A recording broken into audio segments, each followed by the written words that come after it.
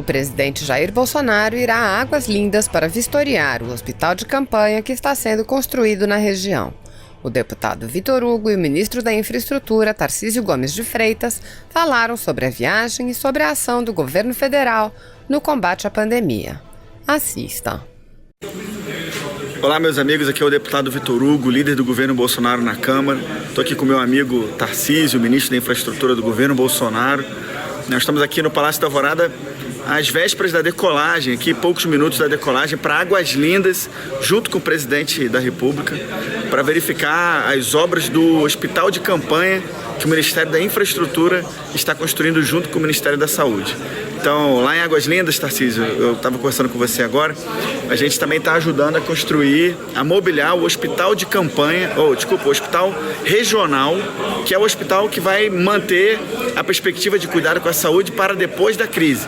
Eu consegui 17 milhões de reais junto com o Ministério da Saúde, aprovado já pela Secretaria de Governo, com ciência do Presidente da República, e se Deus quiser, no mais curto prazo possível, vamos ajudar aí o pessoal também de Águas Lindas naquilo que ultrapassa.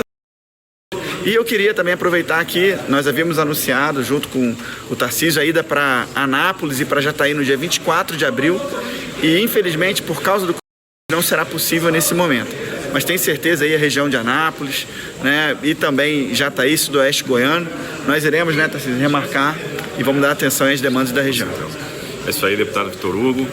Primeiro, louvar o trabalho que o senhor vem fazendo, mandando aí recursos para esse hospital importante em Águas Lindas. Isso vai se somar agora a esse esforço que nós estamos fazendo de construir o hospital de campanha. São 200 leitos para fazer assistência imediata a pessoas que forem acometidas. Nós teremos lá 200 leitos de estabilização, ou seja, em condições até de montar respirador, de transformar esse leito de observação em leito de estabilização, né, vira um leito de terapia semi-intensiva.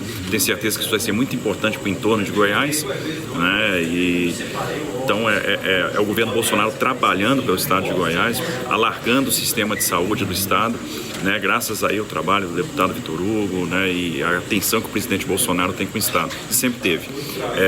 Na nossa nova visita, né, quando a gente marcar nessa nova oportunidade a ida a Jataí e Anápolis, tenho certeza que a gente já vai trazer excelentes notícias no campo da infraestrutura com a ferrovia de integração do Centro-Oeste. Tá ótimo. Um grande abraço, Tarcísio. Vamos junto lá para Águas Lindas agora. Vamos lá. O presidente da Câmara dos Deputados, Rodrigo Maia, acusa Guedes, ministro da Economia, de ser um vendedor de redes, que vende na forma e na conveniência e no momento, do jeito que quer. Mas não é bem assim, e isso não contribui em nada nesse momento para a seriedade de um debate que é fundamental. Guedes tem razão quando afirma que uma bomba fiscal com 180 bilhões de impacto vai ser funesto para o Brasil, para o prosseguimento das atividades econômicas e para a solidez do país pós-pandemia.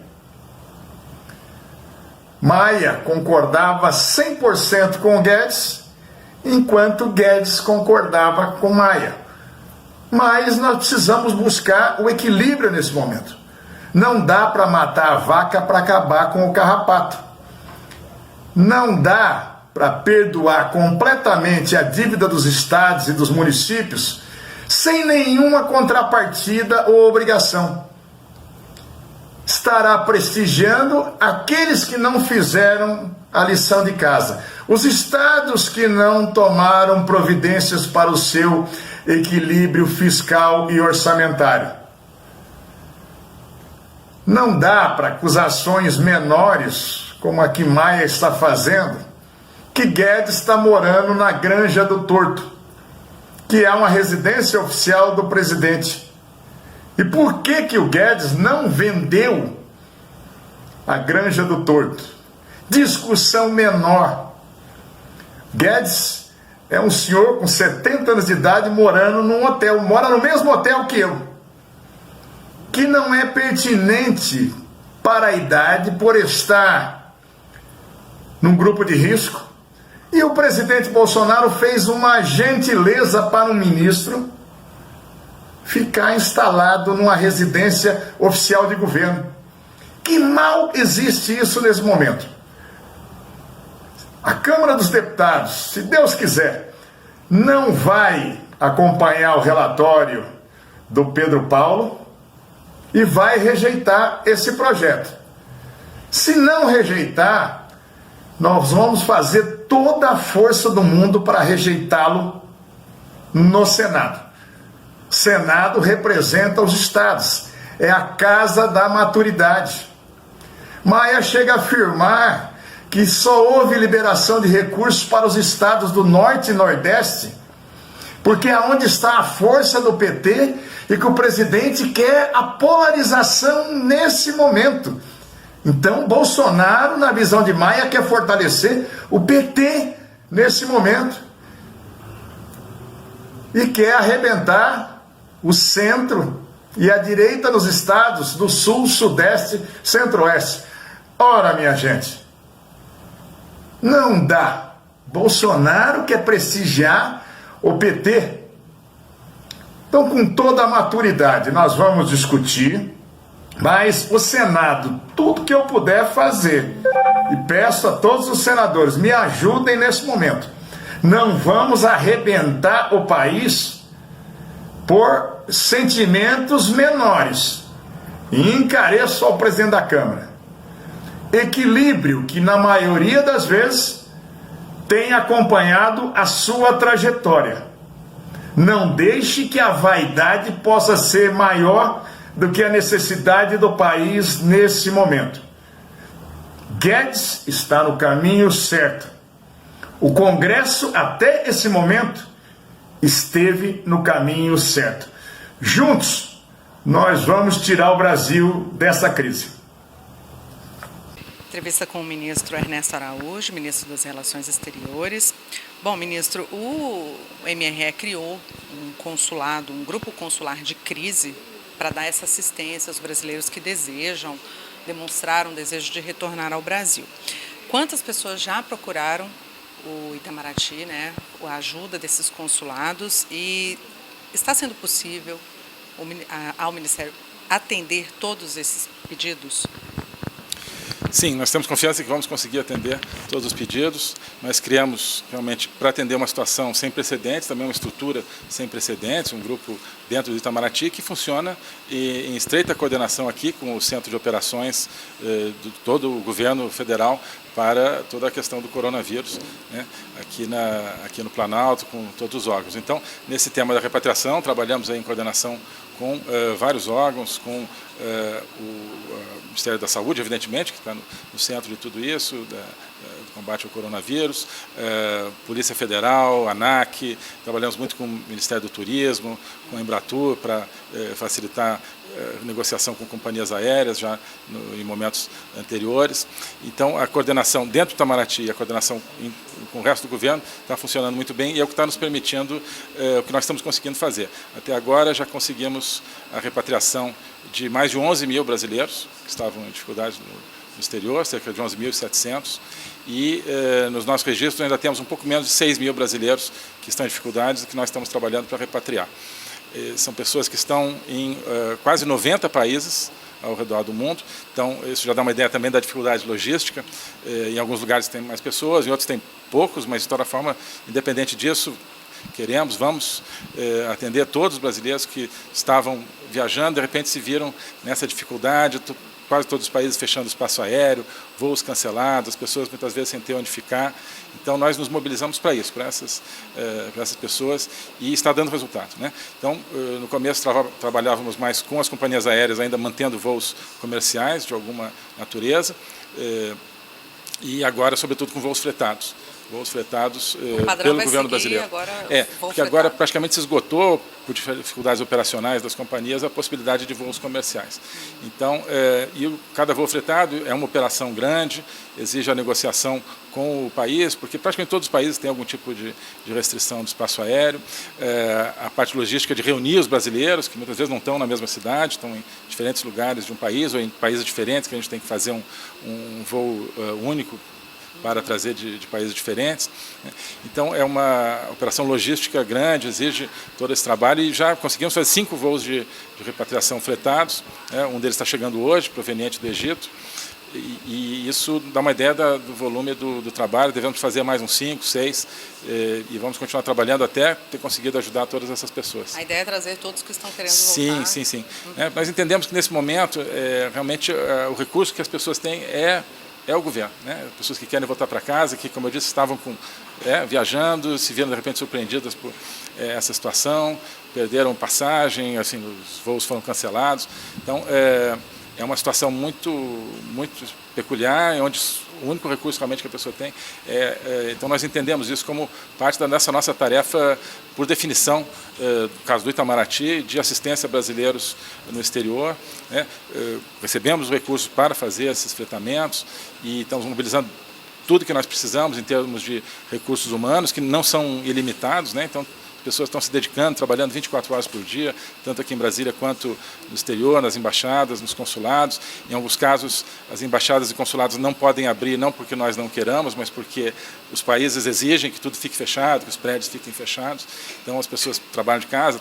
Então, às vezes, alguns brasileiros procuram a embaixada, mas a embaixada está fechada não por isso, ela está em trabalho, está atuando, só que não é possível abrir fisicamente. Mas e aqui em Brasília também, a central telefônica sempre atendendo. Contata por telefone. Eu ia perguntar isso para o senhor. As embaixadas têm uma limitação por causa das restrições impostas, exato. Mas como é que é feito, então, a exato. procura pelo brasileiro lá? E tem o volume também de ligações, pessoas que procuram, às vezes não tem condição de atender no momento imediato todo mundo, nem no exterior, nem às vezes aqui.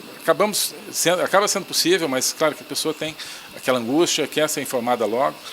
Então nós procuramos fazer o máximo para que esse atendimento telefônico, seja no exterior, seja na central aqui em Brasília, que tem os números também por região do mundo, seja o mais eficiente possível. Mas, para não haver nenhuma dúvida, nós temos o sistema de um formulário que está disponível no nosso site e nas nossas redes sociais, que a gente pede que as pessoas que estão no exterior acompanhem, onde a pessoa vai, se inscreve e fala: minha situação é essa, estou no lugar tal, meu contato é esse.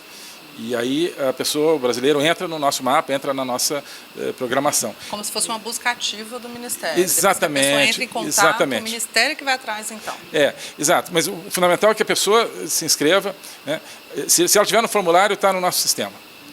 Ligação sempre é bom, a gente procura atender realmente todas, porque a pessoa se sente melhor, sabemos disso nesse momento de angústia, como eu dizia, mas o fundamental é que a pessoa procure nas nossas redes, sobretudo, e se inscreva através desse formulário. Assim que a gente pode saber que tem uma pessoa no lugar tal, uma pessoa no lugar tal.